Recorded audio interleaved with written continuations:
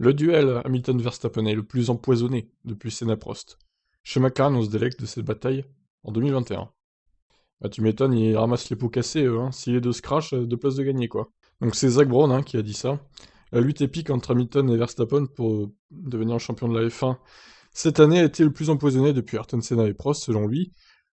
L'équipe qui avait dû gérer les deux champions de l'époque, en 88 et 89, donc McLaren. Hamilton et Verstappen entrent dans le dernier week-end de la saison à égalité de points dans une campagne qui a connu de nombreux points chauds. Si une collision mettait les deux hors course dimanche, Verstappen remporterait le titre au décompte des victoires en course, 9 contre 8 pour Hamilton avant que la FIA ne s'en mêle. L'incident le plus célèbre a eu lieu en 1990 lorsque Senna a plongé à l'intérieur de Prost au premier virage à Suzuka, provoquant l'abandon immédiat des deux pilotes, avec pour résultat le Brésilien couronné. D'ailleurs, en vrai, désolé les fans de Senna, mais il aurait dû se faire disqualifier de la saison, Senna, pour avoir fait ça, hein. C'est un pur scandale, quoi.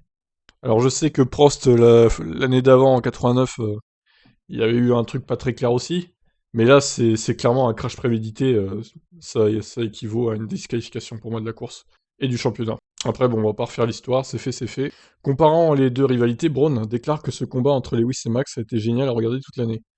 Je me souviens pas d'avoir vu quelque chose d'aussi empoisonné entre deux pilotes et deux équipes comme celle-ci depuis Prost-Senna. Même s'il y a eu des championnats très chaotiques. Vous vous souvenez de Lewis contre Massa ou Alonso contre Vettel, où tout s'est terminé en finale. Il n'y avait pas l'anticipation et l'intensité que ce championnat a eu tout au long de l'année dernière.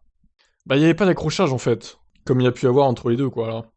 Il y a eu des changements de tendance constamment. Vous supposiez que Mercedes allait gagner et Max a été assez dominant pendant un moment. Puis Lewis était sur sa lancée, et ainsi de suite, c'était génial à suivre cette année. Non seulement il y a eu du venin en piste, mais le muret des stands a également vu sa juste part d'action, avec Toto Wolff et Horner, s'échangeant des amabilités. Ils ont définitivement une véritable aversion l'un pour l'autre. C'est ça, c'est le mot, aversion quoi. Bien que je pense que vous les voyez jouer un peu devant les caméras de temps en temps. Deux clowns, Horner et Wolff, clairement.